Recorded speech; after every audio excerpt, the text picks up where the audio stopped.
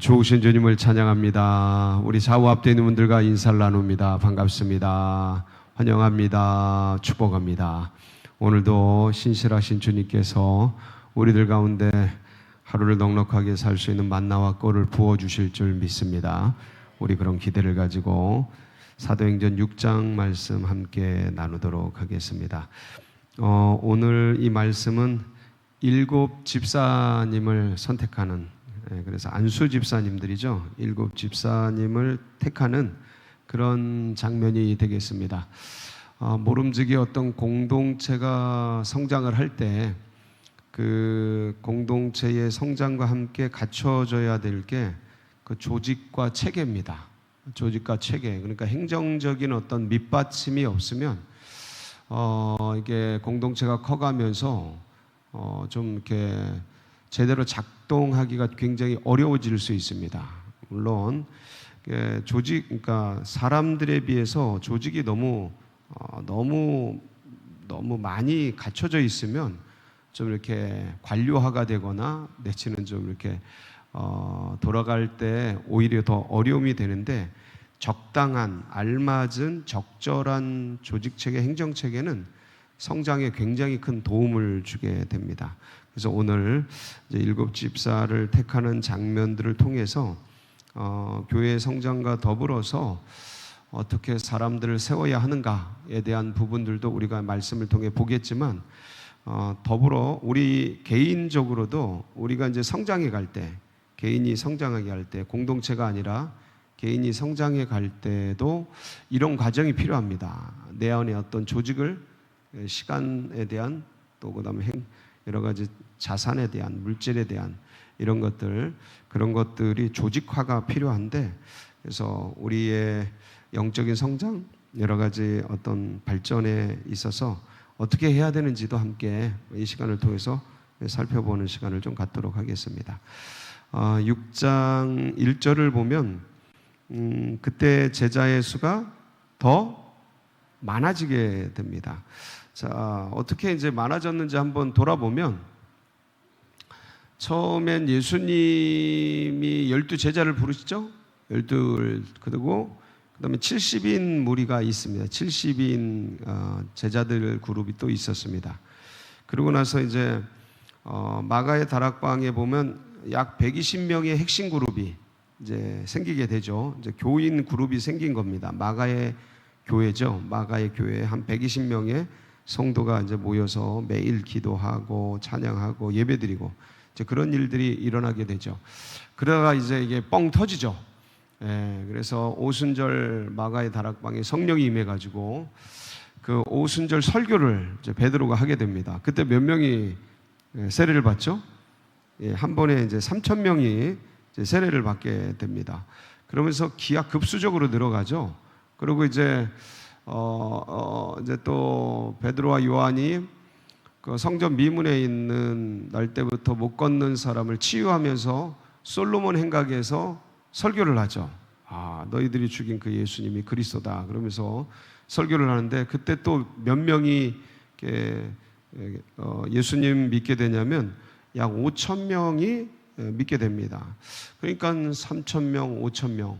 이게 굉장한 무리로 성장을 하는 거예요.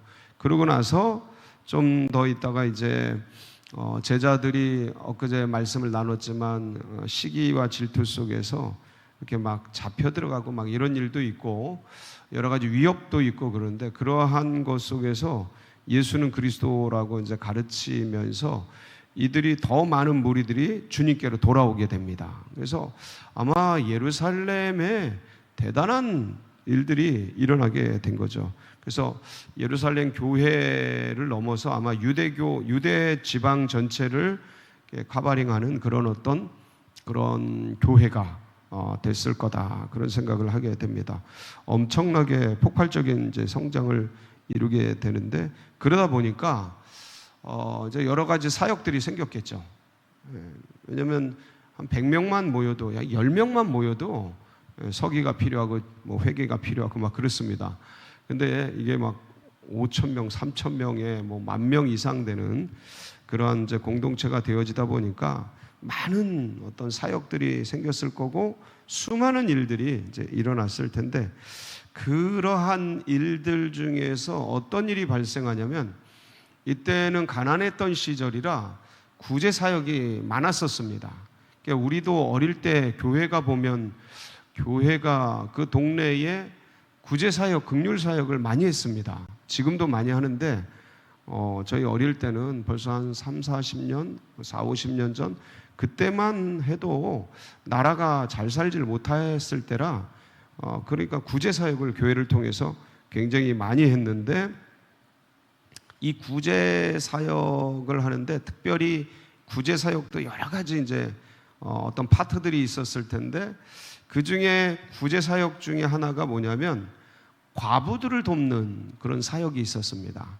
왜 이제 과부들은 그 당시에 지금 같으면야 뭐 나가서 알바도 하시고 일도 하고 잡도 구할 수 있는데, 그 당시는 여자가 뭘 한다는 게 쉽지 않았던 신분제 사회였고 계급제 사회였습니다. 더군다나 이스라엘은 식민지 사회라 어떤 일할 거리도 없고, 그러니까 이제 이삭 죽기하고 뭐 이러던 그런 때거든요. 그러니까 여인들이 홀로 됐다라는 것은 어떤 면에서는 생계를 유지할 수 없는 그런 어려움 속에 처해졌다. 그러니까 약자 중에 약자가 된 거죠. 그런 고아와 과부와 나그네 이런 분들은 전부 이제 약자로 취급을 했거든요, 당시에. 그래서 이제 과부들을 돕는 사역들이 있었는데, 문제는 이거를 이제 사도들이 긍휼 사역, 구제 사역 이런 어떤 자선 사역들을 이제 하는 데 있어서 사도들도 투입이 됐던 거예요. 사도들도 투입이 됐는데, 사도들이 몇 명이죠? 12명이잖아요. 예, 이제 마띠아까지 해서 12명인데, 이 거대한 사역을 12명이 아무리 뛰어도 이게 굉장히 쉽지 않은 거예요. 왜냐하면 이제 설교도 해야 되고 신방도 해야 되고, 일이라는 게 늘면 늘지 줄지를 않습니다. 어떤 공동체도 가면서 일이라는 게 불어나지 줄지를 않아요. 그러니까 계속 일이 늘어나니까 이 사도들도 아마 어떤 한계에 봉착했던 것 같아요. 그러다 보니까 과부들 구제 사역을 하는데 행정적인 미스가 나기 시작했어요. 그래서 이 당시에 과부들이, 그러니까 성도들 그룹이 헬라파 기독교인들이 있었고요. 헬라파는 뭐냐면 유대인들, 그러니까 이방인 중에서 예수님을 믿는 사람들을 이제 헬라파 기독교인 이렇게 말했고, 그다음에 유대교에 있던 유대인 중에서 예수님 믿는 사람들이 있었을 거 아닙니까? 유대 나라니까. 그러니까 그분들이 많았겠죠. 그분들은 유대파 기독교인, 뭐 따로 정하지는 않았는데 그렇게 색깔들이 있는 거죠. 어디든지 가면 색깔이 정해지지 않습니까? 그리고 뭐 이렇게 어떤 그룹들이 정해지잖아요. 이제 그래서 이방인 어떤 과부들의 구제 사역하고 히브리파 과부들의 구제 사역을 하는데, 문제는 일손들이 딸리다 보니까 행정적인 미스가 나는데, 이 이방인들 과부들에게 나가는 긍휼, 구제, 자선 쪽에 문제가 생겨서 그분들이 어떤 음식이나 도움을 받는데 자꾸 빠지는 거예요. 그래서 일을 어떻게 해야 되나, 이제 이게 일이 많아져서 그렇거든요. 일이 많아지니까 이제 사도들이 기도를 했겠죠. 야, 이렇게 해가지고는 안 되겠다. 이게 미스가 나고 행정적으로 어려움이 되고 원망이 되고 다툼이 되고 교회가 이렇게 분란의 소지가 있으니 이 일들을 어떻게 했으면 좋겠는지 기도하면서 결정한 게 뭐냐면 조직을 정비하는 거예요. 조직을 정비하는 거예요. 그래서 본인들은 말씀과 기도에 좀 집중을 하고, 아마도 이제 말씀 붙들고 말씀 전하고 기도 사역하고 중보기도 하고 아마 이런 어떤 신방 이런 쪽으로 이제 이렇게 집중을 하고, 나머지 어떤 구제 긍휼 사역이나 이런 것들은 다른 사람들에게 맡기기로 이제 결정을 합니다. 그래서 세워진 게 누구예요? 7 집사님이 세워지고, 그들에게 이제 안수기도 하죠. 그래서 이제 안수 집사 제도가 이렇게 생기게 되는데, 이 당시에는 이미 사도 그룹이라는 목회자 그룹과 장로 그룹이라는 연세 드신 어떤 장로 그룹이 이미 있었습니다. 이미 있어서 거기에 이제 추가적으로 안수 집사 집사님들이 이제 제도적으로 생기게 되고, 그리고 이제 후에 권사님과 교회의 서리 집사 제도가 이제 한국 교회도 생기게 되고, 그리고 옛날에는 권찰이라고 혹시 들어보셨습니까? 권찰? 권찰 제도가 있었습니다. 그래서 이제 막 들어온 분들 중에서 열정 있고 열심 있고 신앙생활에 아주 뛰어난 분들을 이제 권찰로 세워서 그분들이 활동할 수 있게 이제 제도적으로 보완을 했는데, 이렇게 해가지고 세우게 됩니다. 근데 그때 세울 때 기준이 있었어요. 뭐냐면 성령과 지혜가 충만한 사람, 그리고 사람들에게 뭐 듣는 사람?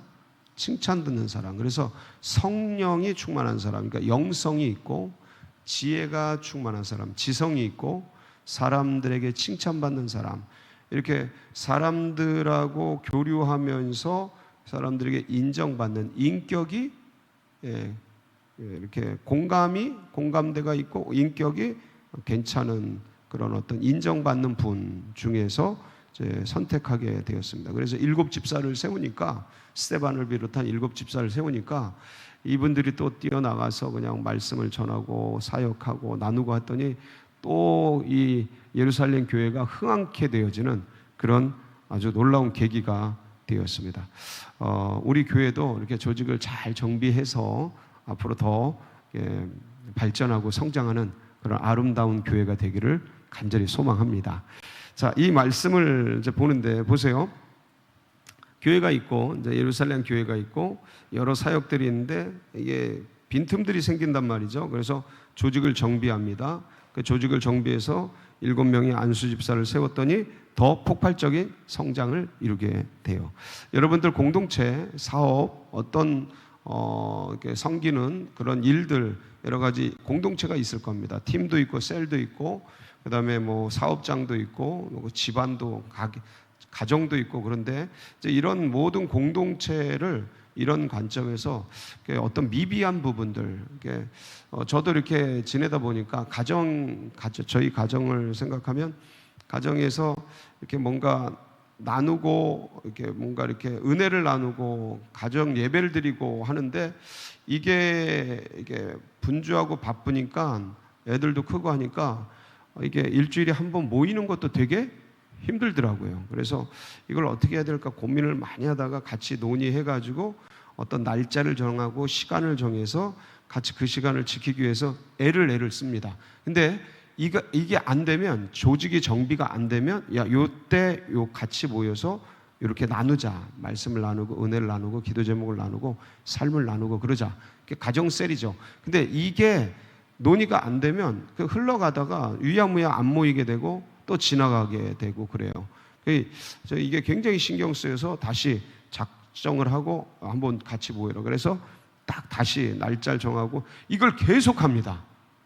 이게 왜냐면 이게 바쁘고 분주하니까 막 밀려가다가 몇 번 못 모이면 유야무야 되고, 유야무야 되다 보면 마음에 짐은 있는데 안 모이니까 소위 마음이 이렇게 편하지 않은데 이게 해야 될 걸 못한 것 같고 안 닦은 것 같고 막 그런 부담감이 있어요.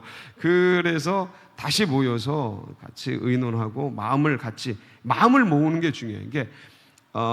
이게 막 바쁘고 공부해야 될 거 많고 해야 될 일 사용 많고 하니까 이게 밀리는 거예요. 우선순위에서. 그러니까 이제 뒤로 밀려서 나중에는 생각도 못 하고 몇 달 막 지나가고 막 이렇게 되면 그때는 이제 그다음부터는 가정이 모여서 은혜 나눌 장소도 없는 거예요. 은혜 나눌 장소도. 그래서 다시 이렇게 결정하고 다시 모여서 이렇게 하고 하는데 이게 쉽지가 않습니다. 그러니까 이 모든 공동체가 똑같아요.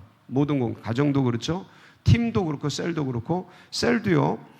일주일에 한 번 모여서 같이 나누고 하는데 이게 이제 여러 가지 뭐 코로나다, 그 다음에 뭐 여러 일들이 많다, 이렇다 했다, 이게 유야무야 없어집니다. 없어지면 다시 모이기가 굉장히 어렵습니다. 그때는 리더든 팀장이든 누가 이렇게 결단을 해서 한번 밥 먹자 해가지고 모여가지고 계기를 만들어서 차 마시자, 밥 먹자, 야 카페로 와라, 여기서 모여서 같이 의논을 해서 어떤 시간 이렇게 딱 정비를 해서 딱 계기를 만들어야 돼요. 이게 없이 그냥 알아서 되겠지 그러면 1년도 좋고 2년도 좋고 그냥 흘러갑니다. 근데 이건 하나님의 명령인데 하나님이 주신 사역인데 그걸 안 하고 있으면 굉장히 서로 부담감이죠. 어려움이죠. 그 어려움과 부담감을 앓고 그냥 지나가는 것보다 같이 어떤 계기를 만들어서 밥 한번 먹자. 그래서 모여서 아니면 잠깐 모이자. 이렇게 번개팅 해가지고 모여가지고 어떤 일들을 진행하는 게 좋습니다. 그래서 어떤 체계를 세우는 거예요. 체계. 가장 기초적인 시간, 공간, 물질, 에너지 이런 것들을 어떻게 배분해서 쓸지. 자, 이제 이게 교회, 그다음에 작은 공동체 셀, 가정 셀도 얘기했고 공동. 자, 이제 개인도요. 막 밀려가다 보면 해야 될 일들이 수도 없이 밀려오니까 막 그냥 갑니다. 근데 이렇게 가면 어느 순간 내가 뭐 하고 있지? 이게 이 사도들이 우리가 뭐 하고 있지? 나는 누구? 여긴 어디? 이거거든요. 수많은 일들이 오니까 나는 누구? 여긴 어디지? 내가 뭐 하고 있지? 열심히는 해. 열정적으로 해. 근데 어디로 가는지 방향을 잃어버린 거예요. 왜냐하면 이 일 저 일 막 하다 보면 어떤 목표를 상실한 채 우왕좌왕할 수 있거든요. 그래서 중요한 거는 개인적으로도 일들이 많으니까 여러분도 일 많죠. 근데 이제 저도 일이 많아요. 근데 누구나 다 일이 많아요. 그 많은 일들을 효과적으로 하기 위해서는 시간 세팅을 해야 되고 공간 세팅을 해야 되고 물질의 세팅을 해야 되고 에너지 자원 분배를 어떻게 해야 될지 세팅을 계속 해야 돼요. 조직을 정비해야 돼요. 이 세팅이라는 게 조직 정비예요. 조직 정비. 그래서 이 시간을 통해서 새벽 시간을 통해서 아니면 자기가 가장 좋은 시간을 택해서 그날 그다음에 그 주, 그 달 이 에너지 분배를 쫙 해내야 돼요. 이거를 안 하고 그냥 가죠. 그러면 열심히는 하는데 내가 지금 딴 방향으로 갈 수가 있어요. 그럼 되게 허무해요. 열심히는 했는데 불안하고 열심히는 했는데 그래서 그러면 내가 어떤 방향과 어떤 것들을 나눠야 되나? 일단은 가장 개인적으로는 기독교인들은 가장 중요한 게 영성이에요. 하나님과의 관계. 그래서 이 영성에 있어서 이걸 어떻게 시간을 배분을 하고 재정을 배분을 하고 에너지를 배분할지를 딱 짜놔야 돼요. 영성, 영적인 면. 그 다음에 지성, 지적인 부분을 어떻게 이렇게 계속 성장시킬까? 나이가 드셔도 해야 됩니다. 나이가 드셨다고 안 하면 안 돼요. 그러면 퇴행이에요, 퇴행. 급속도로 퇴행이에요, 이거. 그래서 어떻게 책을 읽고 어떻게 뭘 연구를 하고 어떤 부분을 어떻게 할까? 그 다음에 체력을 어떻게 끌어올릴까? 여러분 영성이 있고 지성이 있는데 체력이 안 되면요 아무것도 안 돼요. 체력은 우리 목회자들끼리 하는 얘기가 있어요. 체력은 영역이다. 체력은 영역이다. 그래서 체력이 안 되면 안 돼요. 체력을 그냥 간과하면 안 돼요. 하나님이 몸을 만들어 주셨기 때문에 몸을 관리하는 것도 우리의 책임 중에 하나예요. 그래서 체력을 관리하는데 연세 드셔서 40대 이후에는 무조건 근육 운동 하셔야 돼요. 무조건 근육 운동. 무슨 운동이요? 근육 운동. 여러분 근육은 1g당 금하고 똑같아요. 금. 근육은 금하고 똑같아요. 뭐하고 똑같아요? 금. 그래서 근육이 소실되는 거는 금덩이가 빠져나가는 거예요. 그래서 내 몸에 이 근육을 키워야 돼. 40대 이후는 무조건 빠져요. 근손실이 돼요. 그러니까 무조건 근육 운동을 하는데 웨이트를 해라. 기구 운동을 하세요. 맨몸 운동은 물론 전문가들은 맨몸 운동으로도 되는데 스쿼트나 이런 걸 통해서 되는데 그게 연세 드셔서 무릎 빡빡 소리 나는데 스쿼트하고 하기가 되게 어려워요. 그러니까 다른 기구나 이런 걸 통해서 기구 운동 하시고 걷는 거는 이거는 그냥 심폐지구력 걷다가 약간 빠르게 걷다가 이게 러닝 슬로우 러닝이라 그러는데 약간 빠르게 이렇게 걷는 거, 그다음에 걷다가 빠르게 걷고 좀 40대 젊은 분들은 뛰기도 하고 이렇게 해서 여러분들 심폐지구력, 그다음에 근력, 그다음에 웨이트 근력, 그다음에 이게 스트레칭 이거 쭉쭉 뻗는 거 이런 것들을 통해서 그럼 그 시간을 어떻게 가질까? 이게 헬스장은 끊어놨는데 계속 순위가 밀리니까 헬스장 한 달 끊어놓고 며칠 가요? 이틀? 많이 간 거예요. 많이 간 거야. 그래서 이거를 왜 밀리냐? 다른 것 때문에 밀려요. 다른 데다 시간을 많이 쓰니까. 그러면 이 시간 조율을 잘해서 개인적으로 그다음에 공동체, 셀이나 아니면 회사나 이런 공동체 자원 인원 분배 뭐 이런 걸 어떻게 할까? 그다음에 이제 교회도 이렇게 해서 잘 성장하여서 오늘 말씀을 보세요. 오늘 말씀 보니까 7절 말씀 한번 보겠습니다. 시작. 하나님의 말씀이 점점 왕성하여 예루살렘에 있는 제자의 수가 더 심히 많아지고 허다한 제사장의 무리도 이 도에 복종하니라. 얼마나 아름다운 모습입니까? 우리 교회도 이렇게 되고 우리 개인적으로도 여러분들 목표를 정해서 조직을 잘 해서 내 말 있잖아요. 언어, 그 다음에 사고, 의식, 이런 생각, 이런 것들이 인격체거든요. 그래서 이런 것들을 어떻게 더 성장시킬까? 저도 미약하지만 이걸 수도 없이 노력했어요. 왜냐하면 집안이 굉장히 이런 것들을 건전한 걸, 괜찮은 걸 보고 자랄 수 없는 환경이었기 때문에 굉장히 거칠었단 말이에요. 근데 이 거친 거를 어떻게 그리스도인답게 만들어갈까를 진짜 몇십 년을 얼마나 몸부림쳤는지 몰라요. 몸부림쳤다고. 이게 언어 교정하고 이걸 말 잘하시는 분들 보고 그다음 저걸 어떻게 해야 될까? 믿음 갖고 안 돼요. 믿음 갖고 되는 게 아니에요. 믿음은 동기를 부여하는 거고, 믿음이 있으니까 주님을 닮아가기 위해서 그걸 어떻게 바꿔야 되나 수없이 노력하는 거예요. 의식을 어떻게 긍정적으로 가져야 되나, 부정적인데 맨날 부정적, 보는 게 맨날 부정적이니까 어떻게 긍정적으로 가져야 되나. 믿음이 있어도 부정적이에요. 우울하고. 그런데 이걸 어떻게 긍정적으로 가져가야 되나, 이걸 수없이 자기 부정의 싸움을 해나가야 돼요. 근데 이걸 조직을 해야 돼. 조직을 해서, 그래가지고 여러분들 우리가 어디까지 성장을 해야 돼요?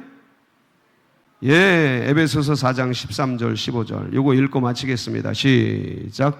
우리가 다 하나님의 아들을 믿는 것과 아는 일에 하나가 되어 온전한 사람을 이루어 그리스도의 장성한 분량이 충만한 데까지 이르리니, 우리 사랑 안에서 참된 것을 하여 범사에 그에게까지 자랄지라.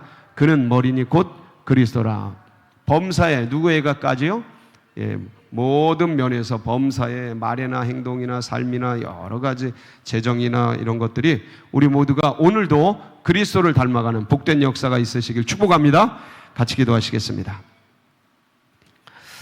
합심해서 기도하실 때 특별히 중보해 주셔야 될 부분들이 있다면 우리 연약한 환우들, 그리고 또 고난받는 분들, 그리고 연로하신 분들 위해서 기도해 주시고, 그리고 여러 가지 교회 행사들이 많습니다. 이제 내일이면 수능이 있고요. 학생들 완주하고 컨디션 아주 좋게 해서 좋은 열매 맺도록 위해서 여러분 간절히 기도해 주시고, 당회, 연말 당회가 계속되고 있고요. 사무총회가 성총회 될 수 있도록, 그리고 둔촌동 시대가 활짝 열리도록 여러분 각자의 기도 제목 붙들고, 주님 우리의 몸과 마음과 영이 그리스도 예수의 장성한 분량까지 자라가게 하옵소서. 주여 부르짖고 기도하며 나갑니다. 부르짖습니다. 주여 주여 주여. 할렐루야.